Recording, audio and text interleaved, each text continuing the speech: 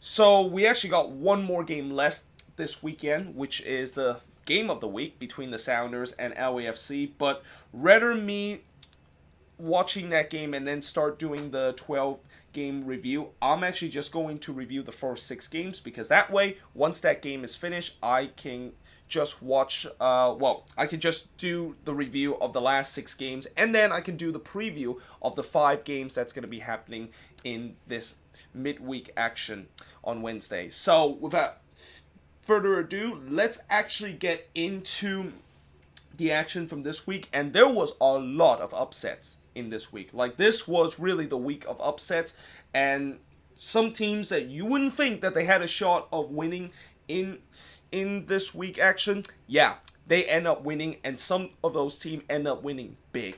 And we start off with that kind of theme in the FC Cincinnati versus RSL game, where RSL won 3-0 against FC Cincinnati.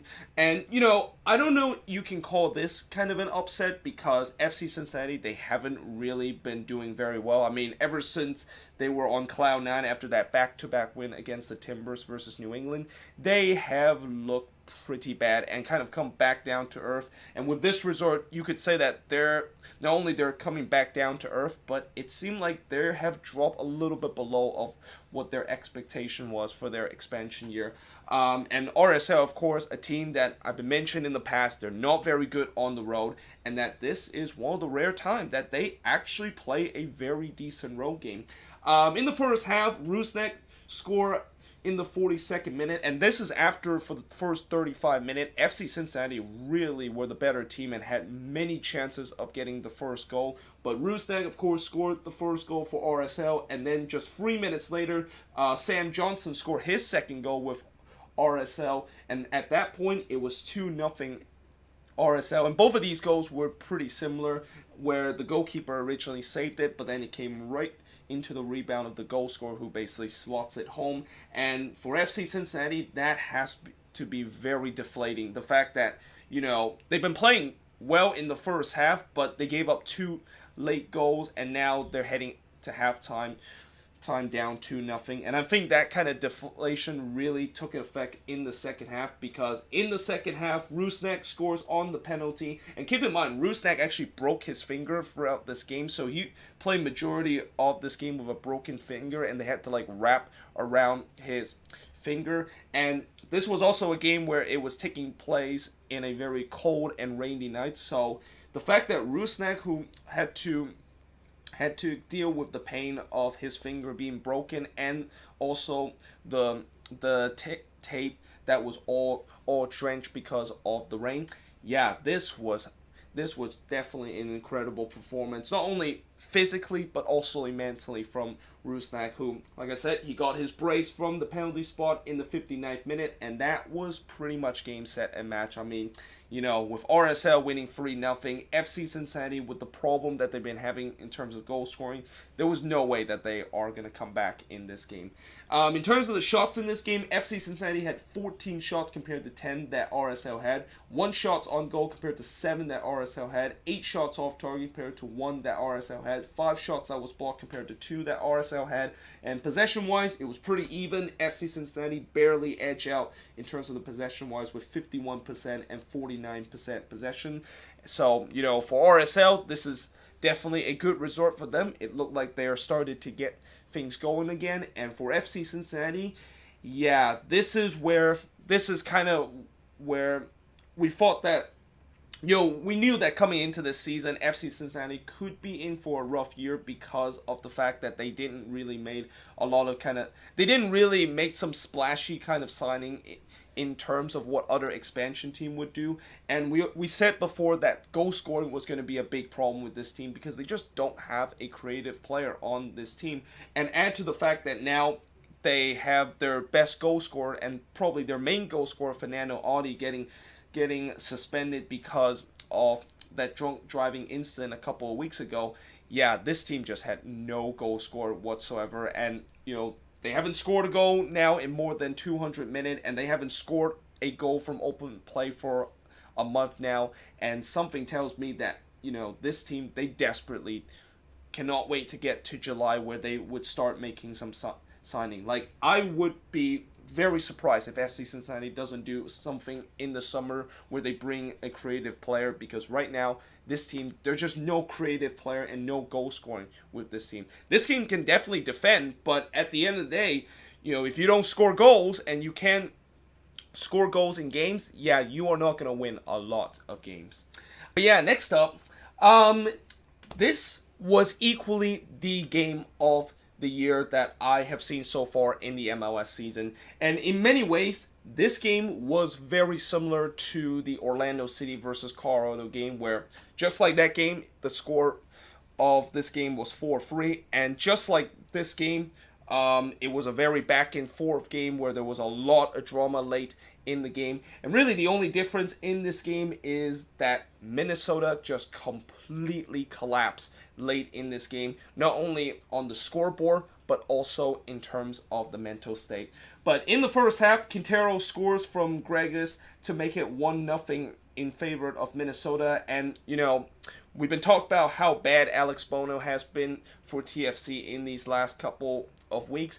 This goal that he conceded will pretty much show big evidence of how far he has been falling off in terms of being a decent goalkeeper a couple of years ago from TFC. I mean, anytime when you're a goalkeeper and you're coming out to get the ball, you got to make sure that you get there first. Because if you don't get there first, then most likely the defender is going to, or the attacker is going to get there and he's going to slot it home into an empty net. And that is exactly what happened in this instance, where Quintero beats Bono to the ball and he basically slots it home into the empty net. And just like that, it was 1-0 Minnesota. But TFC, they had a very quick response, and it's that guy again, Pozuelo from Mavinga. And Pozuelo, what a great goal this was. I mean, this was just an absolute textbook counter-attack from TFC, and Pozuelo basically completely ran the length of the field to score this. Like, he basically just completely run across that Minnesota defense before basically hitting an absolute beautiful curler from outside the box to tied the game up. And something tells me that that could definitely be nominated as the goal of the week and might even win the goal of the week. Like, you usually do not see a lot of goals where the goal scorer would basically start in his own half and he basically just dribble across the entire opposition defense and then finish off with a beautiful kind of curler. And you could even argue that this could maybe even nominate for the goal of the year of how good it was. And then 2 minutes later, guess who it is again? It's Pozuelo this time for Morrow, after Morrow did a nice little low kind of pass to Pozuelo, and he basically tucks it home in the roof of the net. And just like that, it was 2-1 TFC heading into halftime. But Minnesota quickly have a response in the second half. Angelo Rodriguez hits that one in from Mentora to Alonso. And then Minnesota then retake the lead in the 70th minute after, I believe it was Mavinga, commit a very silly kind of foul inside the box and concede a penalty for TFC. Quintero, of course, puts that one away, and just like that, it's 3-2 Minnesota. And the funny thing about this goal that Minnesota scored, this was right around the same time that Colorado scored that third goal against Orlando City. And I was thinking, well, surely when a team decided to score a goal with 20 minutes to go and has the lead, surely they don't just completely collapse again, right? Yeah, that turns out was the case for Minnesota, and really they collapsed hard in this game. It all started when Hamilton scores from Osorio to tie the game up again at 3 apiece, and then Hamilton again scoring from Altidore and Pozuelo, and again, this game, just like the Orlando City versus Colorado game, there was tons of bad defending from both of these teams. And this, again, was an example of it where I don't know why what was Boxell even doing, where he basically was in the box and he had a good kind of, when the ball was coming in, he had a really good spot to basically just head that one away, but yet somehow he wasn't able to hit that one away, and Hamilton was able to beat him to that cross. And Boxell looked like he was much taller than Hamilton, and I thought usually when that happens, defenders are usually going to get there first. But yet somehow that wasn't the case. Hamilton basically just beat Boxall to that, and just like that, it was 4-3 TFC. And you talk about bad defending. There is a textbook example of just really bad defending from Minnesota. And to add insult to injury for Minnesota, late in the game they really lost their cool and really just show their frustration late in the game. Gregus then got sent off in the 89th minute. Minnesota, of course, down to 10 men at that, and it was a very rough challenge from Gregus where he basically tried to do like a scissor kind of tackle on Pozuelo. Yeah, when that usually happens, that is an automatic red card. And then Francesco Calvo then gets sent off after he got his second yellow. And again, it was a very clumsy kind of challenge from the back, and you can see how Minnesota has just clearly lost their cool. They clearly lost their composure. The fact that they not only blow a 3-2 lead and now losing the game, but they look like their heads was just down near the pitch, and they just kind of give up. And if you're a Minnesota fan,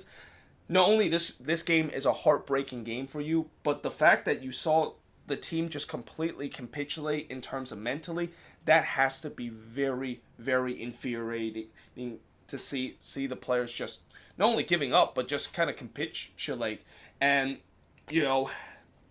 for TFC, in this game, yes, they did get a 4-3 win, and yes, their attack looks very well, but there is definitely a lot of concern in terms of this defense. And this defense have not looked good in these last couple of games. This defense, which, in the beginning, it looked pretty good in the beginning of the season, all of a sudden now it's kind of revert back to the CCL form that they had. And as I mentioned before, with their defense in CCL, it was absolutely garbage. So, yeah, certainly for both teams, they really need to figure out their defensive shape.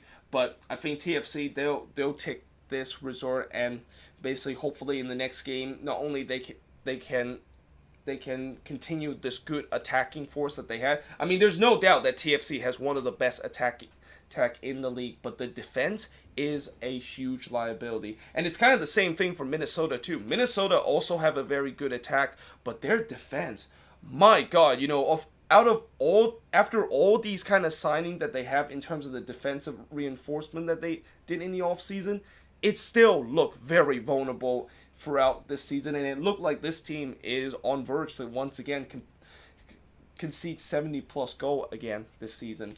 In terms of the shots in this game, TFC had 14 shots compared to 18 that Minnesota had. Both teams had 7 shots on goal. TFC had 4 shots off target compared to 5 that Minnesota has. TFC had 3 block shots compared to 6 that Minnesota had, and TFC had 57% possession compared to 43 that Minnesota had in this game. But yeah, moving on. The Galaxy, well, they have now won 5 straight after they beat Houston in this game. And, I thought this game was going to be similar to the TFC versus Minnesota game, where there was going to be tons of goal, because both of these teams are very similar, where they have good attack, but at the back they can be leaky at times. But really, I think overall in this game, it was kind of a bit of a sloppy game from both teams. And, the attack from both teams, at time it looked good, but then at time it looked very sloppy, and just the final ball wasn't really in for both of these teams. But in the first half, Zlatan scores another penalty. I think that's the 3rd straight game that he actually scored a penalty. And that now, I think he's now up to 7 goals so far this season. So he's only 1 goal behind Carlos Vela in terms of the Golden Boot race. But then Elise scores a penalty in the 53rd minute. And this was a very controversial penalty, because when Skalvik basically brought down Elise in that play, it looked like he brought him down outside of the box. And that the reason why it looked like the referee looked like that he was brought down inside the box was at least basically kind of fall into the box with that momentum that he had. And they look at VAR in this incident, and we've been talking about how this season VAR has been kind of inconsistent at times. here's an example of that where, yeah, I don't think this should have been a penalty and that this should have been free kick outside the box. But Elise, of course, puts it away to make it 1-1 in favor of, 1-1 in terms of the game now. And then as we get later into the game, it looked like potentially it might end up 1-1. I mean, both teams had decent opportunity to basically break the deadlock, but as we get later into the game, it looked like this is going to end in a 1-1 draw. And I think if you're Houston, you'll be very satisfied to get out of this game with a 1-1 draw against the Galaxy, only until you realize that in the 88th minute, that is not going to happen, because Polenta scores from a header from Jonathan Dos Santos, and that is the final score of this game. Shots in this game, both teams had 13 shots in this game, 5 shots on goal compared to 3 that Houston has, 3 shots off target compared to 7 that Houston has, 5 shots that was blocked compared to 3 that Houston has, and the Galaxy had 51% possession compared to 49% possession that the Dynamo had in this game. So for the Dynamo, this is a very infuriating game because you thought you were going to escape LA with a point, and yet you can see a late goal, and kind of shown the Houston of old, where in the last 15 minutes, they just always tend to concede a goal late in the game to drop points. But having said that, I think when I look at the way Houston performed in this game, it definitely tells me that they are definitely on the verge of actually being real and actually consider a team that is very decent. I mean, I'm still not really going to say Houston is for real, consider they lost this game, but the way that they play in this game and in terms of the attack, yeah, this Houston attack is definitely no joke, and this team, as long as they continue to, if they can put up this performance again against other teams on the road, then most of the time they would be able to get a win or even get a draw out of this one. So yeah, for Houston, they need to keep that kind of play that they've been doing in this game and in the previous game, because they really need it now that in these next couple of games it's going to get really tough for them. But next up, Chicago. So they won 4-1 against the Rapids. So Chicago, in a game that you would think that they should be able to win against a weaker team, this time they were able to do that. Nikolic scores from Gaitan in the first half, and Gaitan had a monster game in this one, and this game really just introduced himself to MLS, and that he is definitely going to be a very decent player for the Fire. But then Kamara scores for the Rapids to tie the game up, and I think that's now 4 or 5 straight games that Kai Kamara has scored. And before I said that, I don't know if he has enough to kind of catch Landon Donovan and also Wando kind of mark in terms of the MLS all-time goal scorer list. Well, with the way that he's scoring goals almost every game now, I might take back of what I just said, and I might be a little bit nervous about how Kai Kamara could be sneaking up that list, and that he would potentially maybe break the record before Wando would break it. I mean, despite the fact that Wando was only one goal away from tying the record, Wando has definitely not looked very good so far this season, and he's pretty much got himself relegated into bench duties. So, yeah, something tells me Kamara, if he can continue the way that he is scoring, he could definitely catch Landon Donovan's record. But at that point, it was 1-1 in the game, but the Fire in the second half, they were determined that they are not going to do what they did in previous game, where in a game that they should be able to win, they weren't able to get the result at the end of the day. This was a little bit different. CJ Sapon scores from Katai and McCarty to make it 2-1 in favor of Chicago, and then Mihailovic scores from Gaitan and Sapon. So, I said about Gaitan having a monster game. It's the same with CJ Sapon, who I think this is now the 4th goal that he has scored, and he's already scored as much goal as he did with the Union last year. And definitely, this is another example of how when you're a striker and you're struggling with a team, sometimes you just need to get traded to another team to have some brand new scenery, and CJ Sapon is basically benefiting from that. And then Katai basically put the cherry on top, and what a goal this was from Katai, and certainly could be a goal that will be nominated as the goal of the week. And just like that, it was 4-1 in the game. Jack Price, of course, then gets sent off for the Rapids because, the Rapids, these last couple of games, they always tends to find a way to not finish with 11 men. Now, to be fair, the last two games, I believe the Rapids were able to finish with 11 men, and that kind of also broke the streak of 4 consecutive games without finish with all 11 men and at least have a man getting a red card.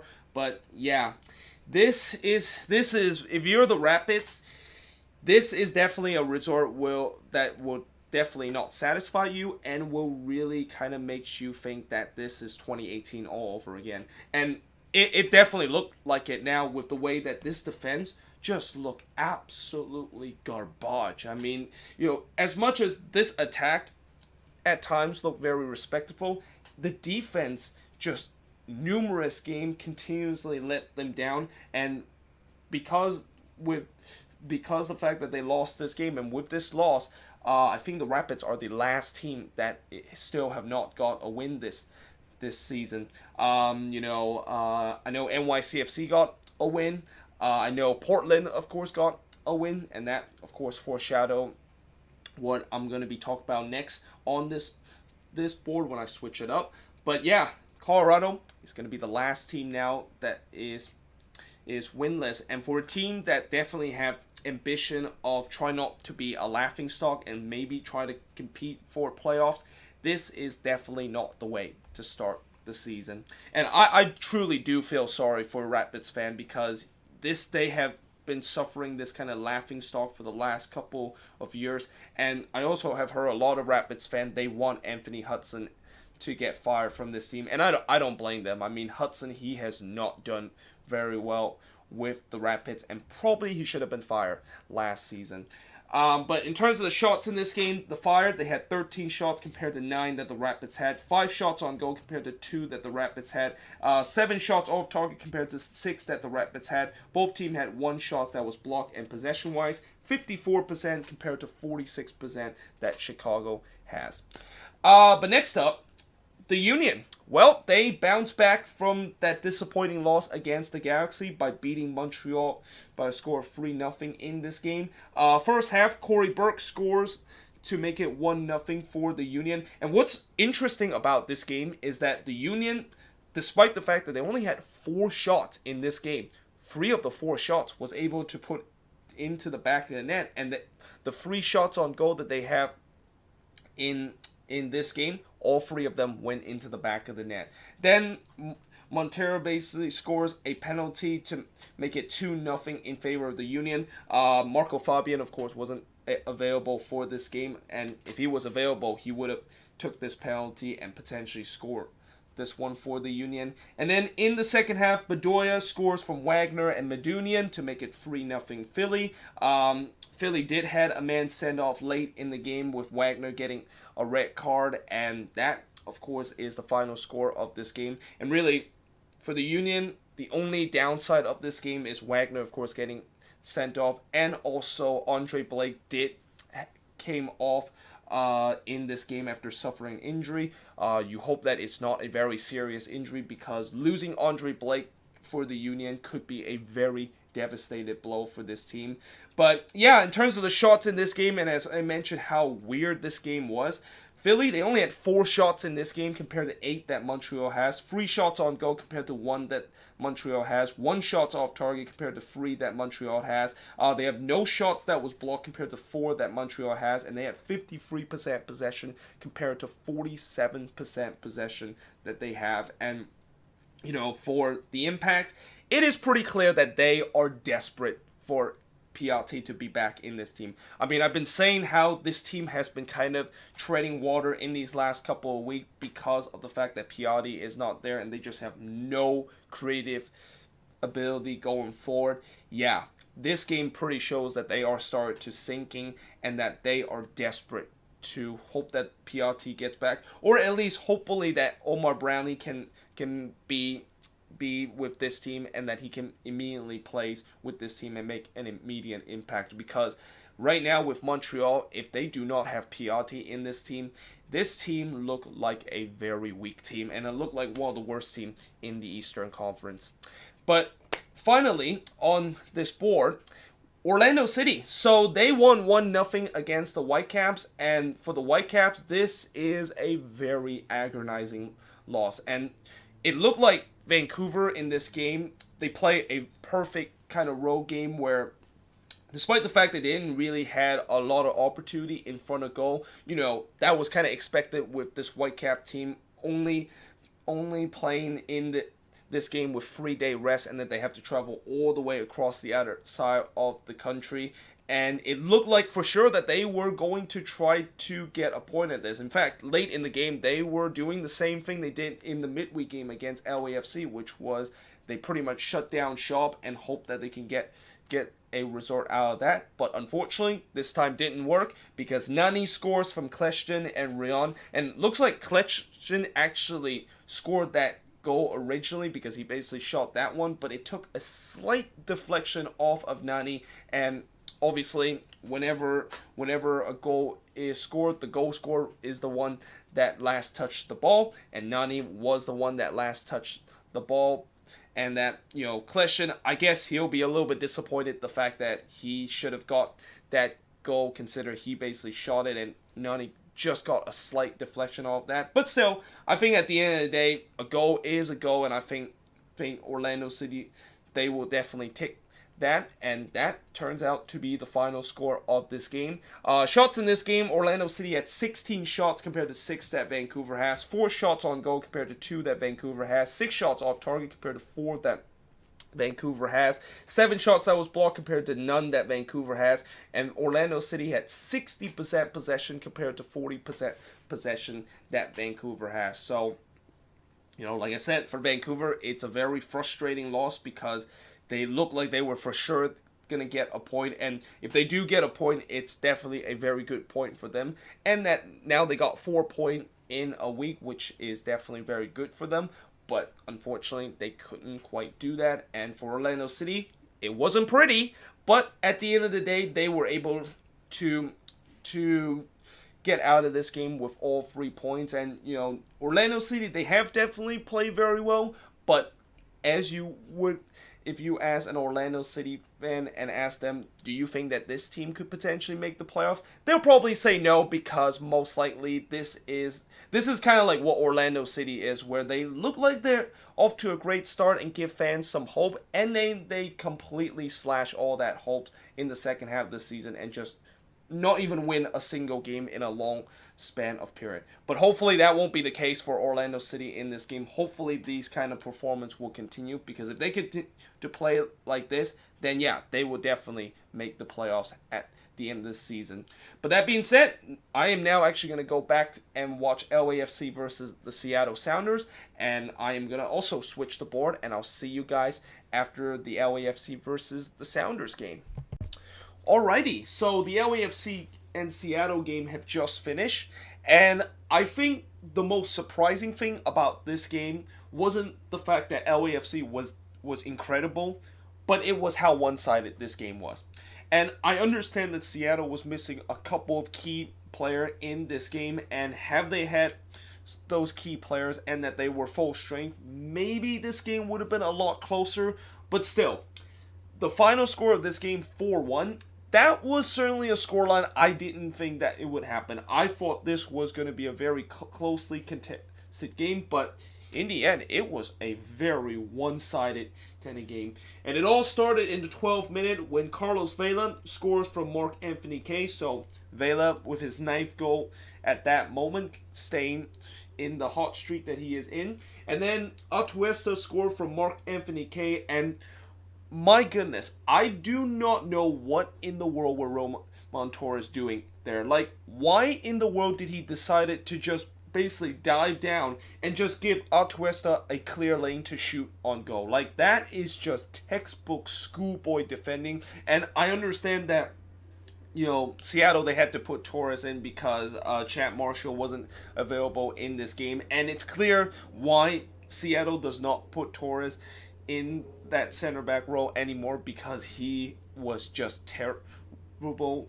in this game. But my oh my, that was just some shocking defending, and that's something I have definitely not seen Seattle done all season long, which is just bad defending.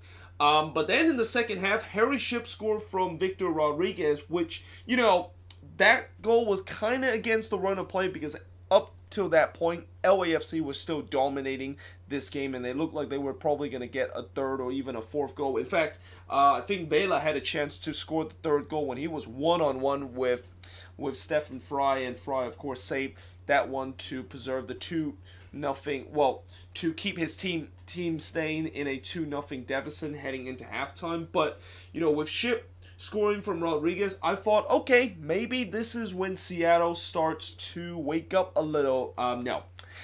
Vela scores from Atuesta and Blessing just 4 minutes after Seattle got a goal back. And then Ramirez scores from Marc-Anthony Kaye. So Marc-Anthony Kaye, 3 assists in this game. And obviously the headlines is probably going to be Vela scoring those 2 goals, and now the first player to hit double digit in terms of the goal tally this season. But Marc-Anthony Kaye with 3 assists in this game, that is certainly worthy of a man of the match performance. And still, at the end of the day, probably Vela is going to get that because of the 2 goals. But at the end of the day, 4-1 LAFC, and they could have had a chance to make it 5-1 late in the game. They were still pouring man forward. The Sounders, they were just aching for that final whistle to blow in this game, and just they knew that it was all over when they gave up that 4th goal, and that all they want is just the final whistle, and then they can focus on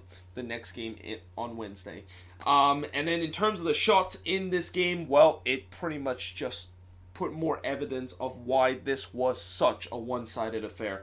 LAFC had 16 shots compared to 6 that Seattle has, 8 shots on goal compared to 2 that Seattle has, 6 shots off target compared to 2 that the Sounder has. Both team had 2 shots that was blocked, and LAFC had 58% possession compared to 42 that the Sounders had. So, both of these teams are going to be playing again next week, and something tells me it's definitely going to be closer than this, because this was just LAFC just completely walked over the Sounders. And if you're the Sounders, you definitely want revenge after what happened in this game. But at the same time, they do have a midweek game that is coming up, and as I'm going to kind of spoil a little bit about the preview I'm going to do after this recording, that is a big trap game for the Sounders in terms of playing the Quakes in that midweek game. Consider that right now, I think Seattle is not only thinking a little bit about the Quakes game, but they're definitely thinking about next week and thinking that, you absolutely outplay us in this game. Well, wait until you play against us at CenturyLink Field, and wait until we're trying to get some revenge against you. So, yeah, that would be very interesting to see in the matchup between both of these teams next week. But moving on, Atlanta, they lost again. And this time they lose to FC Dallas. And this was, I understand Atlanta fans are frustrated about this result. And obviously there was sort of a walkout at the end of the game where Mercedes-Benz Stadium was very, very empty. And to be fair, they didn't really do a good job in terms of walkout. Like, it was like step by step where everybody decided to walk out. Kind of like when you see a team that is blown out and the fans, they don't really want to be there anymore, and then they just decided to kind of walk out. Except the problem with this one was this wasn't really a blown out, and the second goal didn't really come from FC Dallas until the 84th minute. And right at the end of the game, there was a whole ton of boos at Mercedes-Benz Stadium, raining down at not only the players but also from Frank de Boer. And I know there's a lot of Atlanta fans that are gonna easily point out that Frank de Boer is the reason why they lost this game. To me, I think he did play part of it, and that he did, in terms of the tactics that he did in this game, I don't think it's that bad. But what I think was the real reason why Atlanta lost this game was the problem they had last week against New England, which is they could not put the ball into the back of the net. Well, they did put the ball into the back of the net twice, but they should have scored more than the 2 goals that they had in New England. And that poor finishing clearly was a problem again in this game against Dallas, but this time they got paid for not putting the ball into the back of the net and not being clinical. In the first half, Jesus Ferreira scores from Barrios, so Ferreira continue his goal scoring spree. I think that's now 3 games in a row that he has a goal. And Dallas, for the first 5 minutes, they were definitely the better team, but after that, it was pretty much an onslaught of Atlanta attack. And as much as Atlanta wasn't very good in terms of their finishing, you also have to give a lot of credit to FC Dallas and also give a ton of credit to Jesse Gonzalez in this game. He absolutely stood on his head in this game. He made so many big saves in this game that you could argue that he could potentially be nominated as the player of the week. And I know goalkeeper usually don't get player of the week, but the way that he is able to make incredible save time and time again, yeah, he's definitely gonna at least be mentioned in the player of the week conversation, and he definitely is going to be in the MLS starting 11 after what an incredible game that he has. And then in the second half, as Atlanta continued to try to push forward, when you decided to push forward as much as Atlanta does, one thing I was very concerned is that they are eventually going to get caught out on the break. And what do you know? In the 84th minute, Acosta scores from Barrios and Cirillo, and this was all because of Atlanta pushing too many men forward. It was just a simple long ball upfield, and Atlanta didn't have a lot of defense at the back because they pushed so many men forward, and just like that, FC Dallas punished them on the counterattack, and just like that, it was 2-0 in this game. Martinez did get a consolation goal late in the game, and Joseph Martinez, again, he has missed. He should have scored at least 2, or even he should have had a hat trick in this game. He had so many opportunities to put in the back of the net. I think there was one where he was 1-on-1 with the keeper and 1-on-1 with Jesse Gonzalez. And last year, if that was the case, Martinez would have buried that 10 out of 10. But for some reason, I feel like Joseph Martinez, I feel like he is getting frustrated, the fact that he is not putting the ball into the back of the net. And when you're a striker and you cannot put the ball into the back of the net and you constantly started to miss some easy chances, it's going to get into your head. And I think right now Joseph Martinez, he is started to, the misses that he has is started to get into his head, and this is why for the last couple of games he has just looked nothing like he was last season. And unless if Joseph Martinez can finally put one away in open play, he's going to just continue to struggle, because as a striker,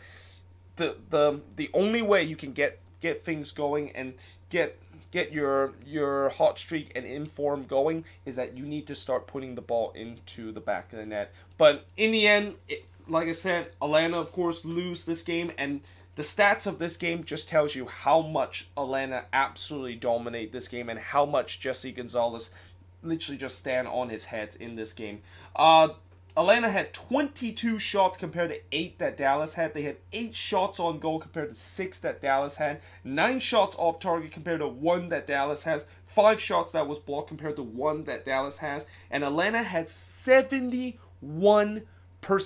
possession compared to 29 that Dallas had. But yet, at the end of the day, the reason why Dallas was able to walk out with a victory despite being largely outplayed in this game is because of the ineffective finishing that Atlanta had, and also Jesse Gonzalez just trying to channel his inner De Gea in this game and just saving everything that comes to his way. So yeah, for Dallas, this is a very impressive win, and for Atlanta, this is, as I said, there's going to be a lot of blame on Frank de Boer because of how Frank de Boer has gone on with this team, and I know there's a lot of people that want him to get fired soon, and this obviously is going to amp up the pressure. But at the end of the day, I think for Atlanta, if they do not start to figure out how to put chances away, if they do not, like, the way that they're playing, I don't think they're playing that badly, but the only reason why it's not showing in the scoreboard is because they just cannot finish. And that's something that they got to figure it out if they want to start winning again and start to be like the Atlanta team from last season. But next up, and now going back to the theme of upset, I mean, I'm not sure you could call this one an upset because, Atlanta coming into this game, even they come off of a win against New England, they haven't been very well. But this one is definitely an upset. The Timbers getting their first win of the season after just such a miserable start to the season. Now, granted, they've been on the road throughout all their games so far, but it's just been a disaster start for the Timbers. And just as you thought that there were no hope that they might get a win or even get something out of this massive 12-game road trip, they did just that, and they did it against their former manager, Caleb Porter. First half, Mabiela scores from Valeri to make it 1-0 in favor of the Timbers. Then Abobasi doubled that lead from Blanco to make it 2-0 for the Timbers. Pedro Santos did get one back for Columbus and give the crew a little bit of a hope that they can come back from it, but Maria basically shut the door for the Timbers from Paredes and Blanco, and that is your final score in this game. Shots in this game, Columbus had 17 shots compared to 15 that the Timbers had. Both teams had 5 shots on goal. Both teams had 8 shots off target. Columbus had 4 block shots compared to 2 that the Timbers had, and Columbus had 58% possession compared to 42% possession. And something tells me Caleb Porter is going to go once again back into the press conference and going to say, we should have deserved better because when you look at the stats, we were the better team in terms of possession and also the number of shots that we have. But for the Timbers, this is definitely a very impressive win, and this is a win that they desperately needed. I mean, the way that this season has gone and the confidence level that the Timbers has had so far this season, I didn't think that they were going to pull off a win. And especially with Caleb Porter knowing that he's going to be extra motivated, the fact that he's facing against his former team, I thought he would be better in terms of getting that message out to their player and making sure that they get all 3 points against the Timbers. But instead, it's the opposite way. It seemed like the players for the Timbers, they want to prove to Caleb Porter that you should have never left the Timbers in the first place. And yeah, for the Timbers, congratulations for your first win, and now let's hope you can maybe get 1 more or 2 more wins on the road. I mean,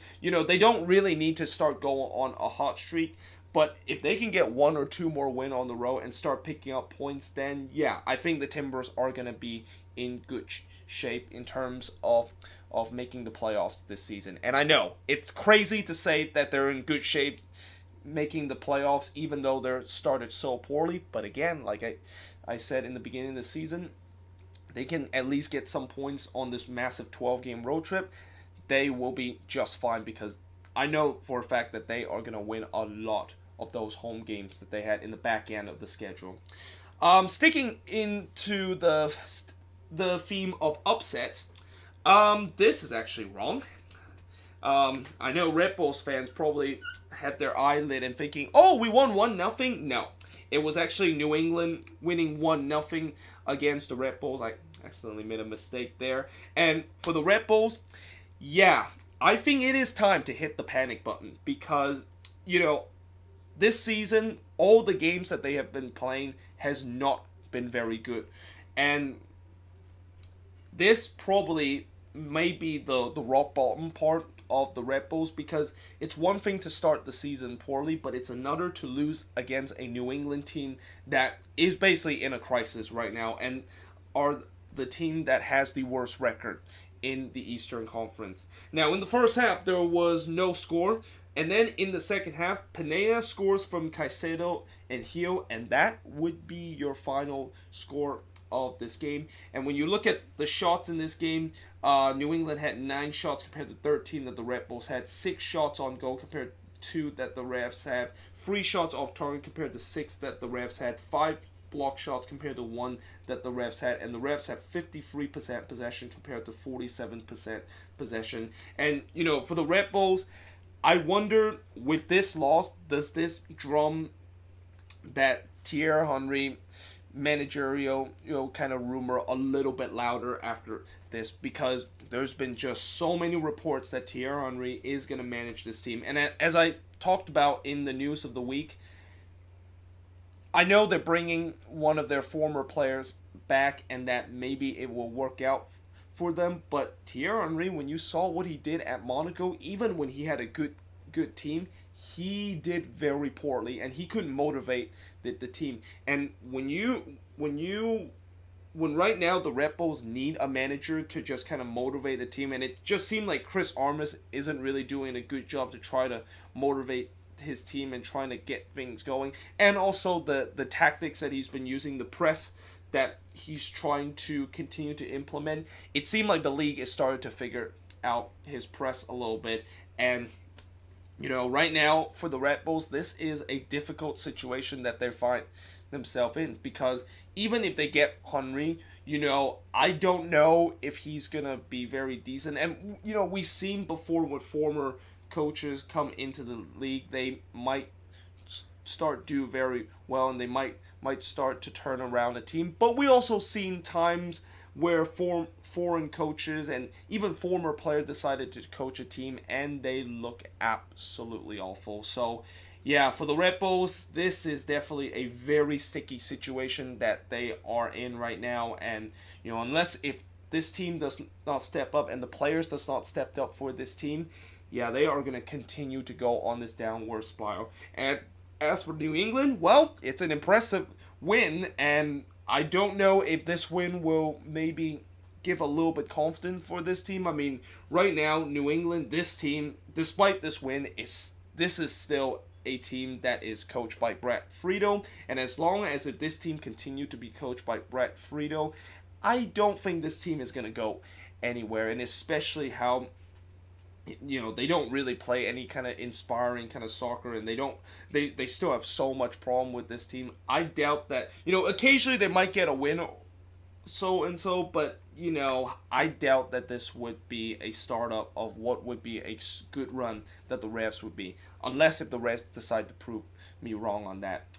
But next up, and sticking into the theme of upset again, NYCFC, well, they got their first win of the season against DC United, and for DC United, yeah, this has got to be very concerning, because right now DC, if you don't count the last game when they won 3-2 against Colorado, DC have not looked good so far. And after all this hype talk about DC being a team that might have MLS Cup aspiration, and the fact that DC is top of the Eastern Conference, and technically they're still top of the Eastern Conference, which kind of really shocks me because of the way that they've been playing lately. But I think most of that has to do with the fact that they play the most game out of anybody in the Eastern Conference, and I think TFC is only like 1 point behind them, and they have 2 games in hand over DC. So yeah, DC, I have a feeling if they continue to play like this, they'll probably start tumbling down the table. In the first half, Matrida scores from Herbert and Morales to make it 1-0 in favor of NYCFC. And then Herbert scores his first goal from Montreal to make it 2-0 in favor of NYCFC. And actually, right before the end of the half, NYCFC actually had a penalty, and Jara, I do not know what in the world was he thinking in terms of trying to take down Alexander Ring. I mean, Ring basically was dribbling the ball to the left. I mean, he originally kind of beats him, but then Jara does a good job to make the recovery run, and there was really not really a lot of chance for NYCFC to maybe score a goal from that position, and that Jara just decided to pretty much shuck off Alexander Ring, and yeah, that is a very clumsy kind of challenge. And Morales had a chance to step up to make it 2-0 for NYCFC, but unfortunately he hits the post. And you just had a feeling with Morales hitting the post at that point, this is going to be one of those games where NYCFC is probably going to get a draw, and that kind of just summarized how bad NYCFC has gone throughout the season. But yet, they were able to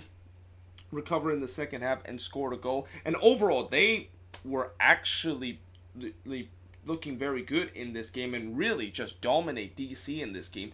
DC, this is probably one of the worst game I have seen from them so far this season. And the fact that now they're dropping so many points at Audi Field. Like right now, DC is doing the opposite of what they did last season, where last season it was them just looking very poor on the road, but whenever they play at Audi Field, they're going to get all 3 points. This season, it's the complete opposite. It's been DC dropping points at Audi Field, and somehow they're still winning games on the road, which I guess that's a good combination, but I don't know if you're DC. I don't think you would really want to rely on road form as the way to go to the playoffs rather than just your home form right now. Now, in terms of the shots in this game, this also shows how dominant NYCFC was. They had 18 shots compared to 10 that DC had, 6 shots on goal compared to 3 that DC had, 10 shots off target compared to 6 that DC had, 2 shots that was blocked compared to 1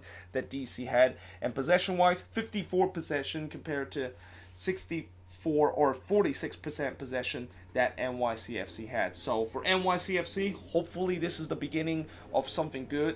And they do have a pretty favorable schedule coming up. I know they play Chicago next, which might be a bit of a tough one because Chicago, they won 4-1 against Colorado, but they really need to get things going right now. Like they already dig themselves in this hole after starting so long without getting a win, and that if Domai Turin want to keep his job and if NYCFC want to go to the playoffs, they got to start make a run. But yeah, next up and the final game of the week, and to save the best for last, and certainly this is probably the biggest upset of this week and maybe the biggest surprise that we have so far this season. The Quakes, they won 4-1 against SKC. And no, that's not a mistake. This is actually what happened in this game. The Quakes absolutely demolished SKC in this game, and it almost felt like a complete reverse of what happened last season when SKC come to Avaya Stadium and destroy the Quakes 4-1, or not 4-1, but 5-1 was the score in that game. And coming into this game, I said that the Quakes have no chance of actually doing anything or getting a result out of this game. I mean, I was going to be very happy if we can even get a point out of this, because I know for Sporting KC, as bad as their record says, the reason why they haven't really have a good record is because they have to focus on CCL and also in league play, and now they're knocked out of CCL and all they need to focus on league play. You would think that they would start making a run, but instead this was not that was not the script that it turns out. And it turns out this Sporting KC defense decided to revert to the defense that the Quakes have. And in many ways, this game was it looked like both teams just swapped roles, and that it looks like the Quakes was Sporting KC and Sporting KC was the Quakes in this game. In the 6th minute, Houston scores from Godoy to make it 1-0 in favor at San Jose. And then Houston scored his second goal from Jackson Yule after they actually originally ruled that one offside. They actually look at VAR, and one thing I know about VAR is that it's not a best friend for the Quakes. In fact, it's probably a villain of the Quakes. Consider how many times when there's VAR put in for the Quakes and how many times VAR is at Avaya Stadium that checks on a situation for the Quakes. It's usually going to go against the Quakes. But this time, for once, it actually went in favor of the Quakes, and they were originally checking whether or not if Houston stay onside as the ball was coming in from Jackson Yu. And I'm going to be a little bit biased because I'm a Quakes fan, but I think he was onside. I think he was just barely onside. I know there's going to be fans that's going to complain. It was not clear and obvious, but I think he just stay onside so to basically they score this goal. And yeah, at that point it was 2-0, but then Sporting KC won a penalty. And this penalty, I do have a little question about this penalty because it looked like originally when the ball was coming in to the box, Busio actually kind of lost control of the ball. And yes, he did kind of took a little bit bump from behind, but he lost the ball. And that bump doesn't seem like it was that much that you could say it's a penalty. But the referee decided to call a penalty. They didn't actually check on VAR in that instant. And then Christian Nemeth actually decided to step up in the penalty spot. And originally, I thought it was Ilie that was going to be stepping up for the penalty because Ilie has been the regular penalty kick taker for SKC. But Nemeth steps up, and yeah, he basically did his best Real Morris impression and basically blast that ball all the way back to the old Buckshare Stadium. I mean, that was just an absolute horrendous miss. And at that point, that was the third straight time where the Quakes commits a penalty and the opponent was able to not put it away. And yeah, it's crazy the fact that every time we concede a penalty, the opponent aren't able to take advantage of it. And the Quakes, they don't have a good record or a good stats saying that whenever we concede a penalty, our goalkeeper usually save it. It's usually when we concede a penalty, it's an automatic goal for our opponent. But yeah, at that point it was 2-0 and we head to halftime at 2-0. And yes, it was good that we were heading into halftime 2-0, but like I said many times before, whenever the Quakes have a lead at halftime, I'm always very skeptical and say that, yeah, I am going to be waiting for them. I am just about to wait for them to eventually blow that lead. And knowing that Sporting KC, they had some really good chance in the first half to potentially put the ball into the back of the net. Eventually, I was thinking that Sporting KC was going to score a goal in the second half, and we are going to have our annual collapse. But instead, that did not happen. And in fact, 10 seconds into the second half, Selena scores from Eriksson after Selena's put an absolute beautiful curler into the back of the net. Certainly will be nominated as the goal of the week. But yeah, I mean, that really stunned me, the fact that we were able to score 10 seconds into the game, and that Sporting KC defense just completely went to sleep. And I think Peter Vermees, after seeing this goal, he is going to go absolute berserk at his team with the fact that, when you're coming out of halftime down 2-0, you know that you got to have to, like if you're not kicking off, you got to make sure that you have to be alert, and just in case if the opponent decided to go on the attack straight away, you got to be aware that you have to defend that play. Well, in this case, Sporting KC did not do that, and they paid the price by conceding this goal. And really, I think that goal kind of deflated Sporting KC, and at that point, I had a feeling that maybe this is going to be our game. And that feeling really kind of confirmed when Eriksson scored in the 61st minute to make it 4-0 in favor of us. We did concede another penalty in the 65th minute. Youngworth with a very kind of clumsy challenge. I think that was probably one bad thing that happened in this game in terms of all the play. Like, this was a complete team performance by the Quakes, but with Youngworth concede that penalty, yeah, that's kind of a little bit of a side note of how we still have problem in terms of our defense. Gutierrez, of course, puts the penalty away. Ilya, of course, was already subbed off, so Gutierrez was the next one to basically take the penalty for Sporting KC, which, like I said, he puts it away. And that is going to be the final score of this game, as the Quakes shockingly beat Sporting KC by a score of 4-1. Shots in this game, the Quakes had 14 shots compared to 17 Sporting KC has. Both teams had 7 shots on goal, 5 shots off target compared to 8 that Sporting KC had. Both teams had 2 shots that was blocked. Possession-wise, it was very even, 51% compared to 49%. And if you were neutral watching this game, this was actually a very entertaining game to watch. I mean, the score doesn't really implement how it was. It was a game where both teams they had a lot of chances in the game, and the only reason why the Quakes absolutely destroyed Sporting KC was they were better in terms of finishing, while Sporting KC were not very good. And also, on top of that, Vega actually had a very decent game in this one, stopping a couple of decent chances for Sporting KC. But yeah, at the end of the day, you know, for the Quakes, I'm definitely happy with this result. But at the same time, I don't want to just get a little bit carried away and say that this team is back. They're definitely showing some improvement. Like these last 3 games, they're definitely showing improvement of what they could be, which is a team that can definitely compete for the playoffs.